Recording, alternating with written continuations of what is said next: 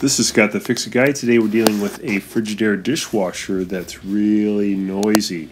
This is due to the circulation motor bearings being rusted or worn out. So when it goes to do the wash, it's pretty loud.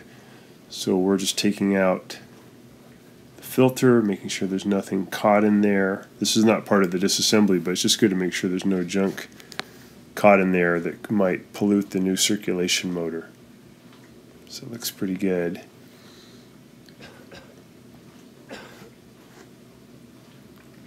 Set that aside.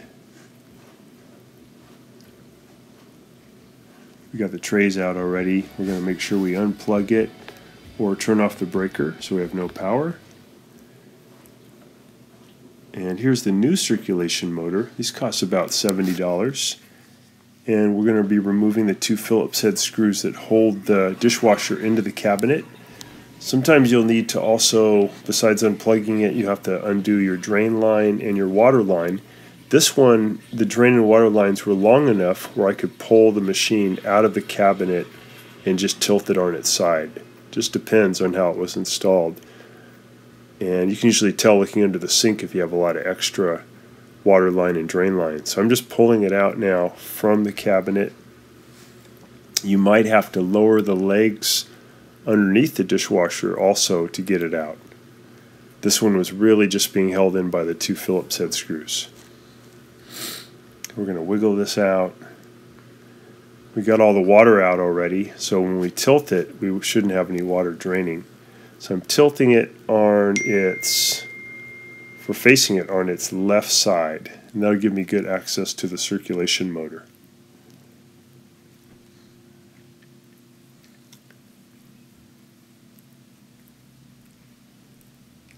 So here's the new one,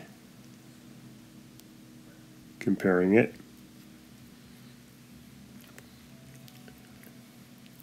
And I noticed that underneath this dishwasher there was a lot of dust, so it might have gotten in and been part of why this wore out faster than normal. So I'm removing these two modular connectors. I think this dishwasher was only 6 years old.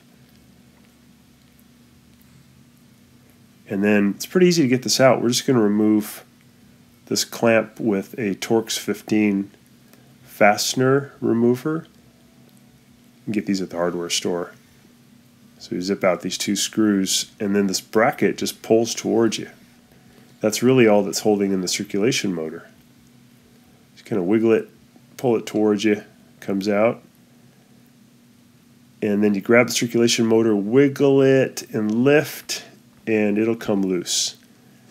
And we're going to be using these two black rubber O-rings from the old one. So we're going to be also cleaning out where the old one came out. Some of these come with new O-rings. This one didn't, so I'm going to be reusing the ones from the old circulation motor. I took them off and then I cleaned them really good underneath the sink. Made sure they didn't have any little pieces of food. So I got off the old O-rings, cleaned them really good, and then put them in on the new circulation motor. And just they're two different sizes, one small, one big. The big one goes at the bottom and the small one goes at the top. And just take your time making sure that you get them in where they sit really flat. Once they're seated, they have a little slot that they go into. Just cleaning right now, cleaning the O-rings. I put a little bit of liquid detergent on the O-rings so I can slide this in better. I wiggle it in, I get my bracket, slide it in, and then I'll put on those two Torx 15 screws to hold it in. This particular circulation motor is pretty easy to put in. Should take you about 15 minutes total. So get these screws in tight, then I'll do my modular connections. I cleaned out a lot of the dust that was sitting down there because that was going to get pulled into the fan part of the circulation motor that keeps it cool. And that's, I think, probably what happened to the old one. So I'm going to make sure I get these two connectors in so they sit all the way flat. You don't want to install your dishwasher and then find that the circulation motor won't turn on. So these two modular connectors have to click all the way in. There we go. Got all that cleaned up. We're tilting it back up into position. We're just going to slide it in.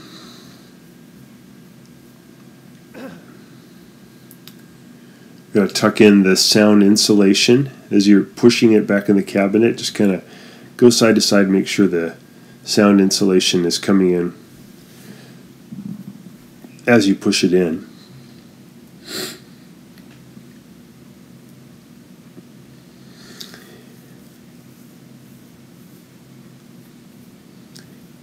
Give it a little push, get it all the way in so it's nice and square, and then I'll put in those two Phillips head screws to hold it in.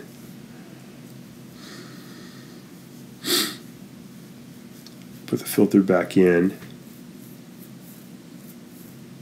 We'll put the spray arm in, and then we're going to put in the other part of the filter assembly that holds the spray arm in position.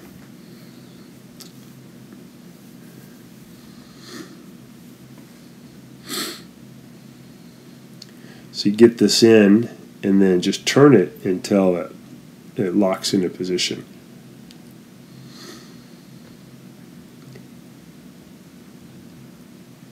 There we go, spray arms are good.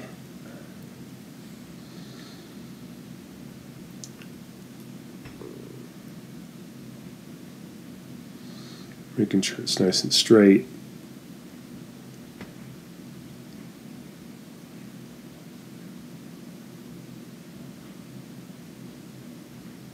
And we'll put in those two Phillips head screws. Sometimes the material for the countertop you can't put screws into, and then you're just going to have to push the legs up so far that the tension from the legs holds the dishwasher up into the top of the cabinet. But usually there's wood that you can screw into.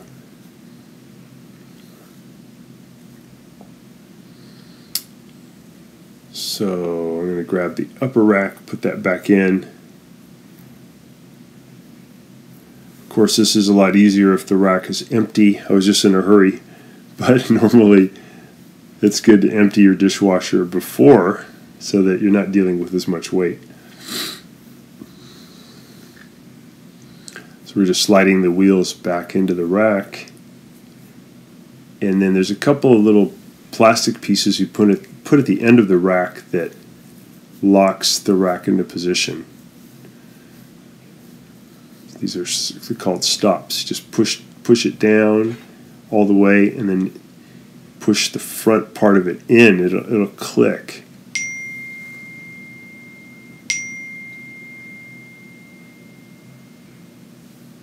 Do the other side. Push it down, clicks. Got it. All right, then the bottom rack just slides in. Again, a lot easier if there's no weight in there, so you don't hurt your back.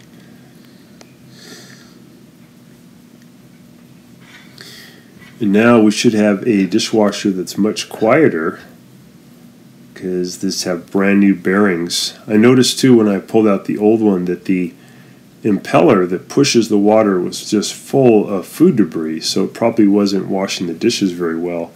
And I got a feeling these people probably don't rinse their dishes prior to putting them in, and that's why you got to have a technician come out and help you, because that'll ruin a dishwasher. Really good idea to rinse it first. So testing it out, it's running good, much quieter now. I'll let them know about the idea of rinsing the dishes so that I don't have to come back within a year's time. And everything looks good. We got it nice and clean underneath so it won't suck dust up into the circulation motor fan. We got a happy dishwasher. So thanks so much for watching, and please subscribe when you get a chance.